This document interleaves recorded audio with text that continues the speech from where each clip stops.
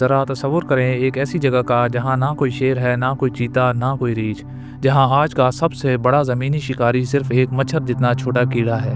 یہ جگہ ہے انٹارکٹیکا۔ لیکن اصل سوال یہ ہے، کیا یہ ہمیشہ سے ایسا ہی تھا؟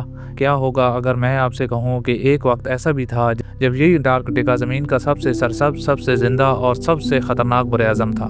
جہاں آج صرف برف ہے، وہاں کبھی بڑے خونخوار ڈائناسور گھوما کرتے تھے۔ جہاں آج خاموش سمندر ہیں، وہاں کبھی دیو ہیکل سمندری درندے اپنی شکار کا پیچھا کرتے تھے۔ اور جہاں آج صرف ہواؤں کی آواز ہے، وہاں کبھی بہت بڑے پروں والے اڑنے والے دیو آسمان پر راج کرتے تھے۔ اگر زمین پر سب سے سخت، سب سے ویران جگہ تلاش کرنی ہو تو جواب صرف ایک ہے: انٹارکٹیکا۔ یہ براعظم سائز میں آسٹریلیا اور یورپ دونوں سے بڑا ہے، لیکن حیرت کی بات یہ ہے کہ یہاں کوئی انسان مستقل طور پر نہیں رہتا۔ یہ زمین کا سب سے سرد، سب سے خشک اور تیز ہواؤں والا علاقہ ہے۔ اسی وجہ سے یہاں نہ صرف انسان بلکہ زیادہ تر جانور بھی زندہ نہیں رہ سکتے۔ اور حیران کن حقیقت، یہاں قطبی ریچھ بھی نہیں پائے جاتے۔ پورا سال یہاں رہنے والا سب سے بڑا زمینی جاندار ہے ایک چھوٹا سا کیڑا، اور یہی اس براعظم کا سب سے بڑا شکاری بھی ہے۔ یہاں کی برف عام نہیں، کچھ جگہوں پر اس کی موٹائی 4.8 کلومیٹر تک پہنچتی ہے، اور زمین کا تقریباً 70% میٹھا پانی اسی برف میں قید ہے۔ لیکن یہ کہانی یہاں ختم نہیں ہوتی۔ آج سے کروڑوں سال پہلے زمین ایک ہی سپر براعظم تھی، اور انٹارکٹیکا اس وقت جڑا ہوا تھا بھارت، آسٹریلیا اور گونڈوانا سے۔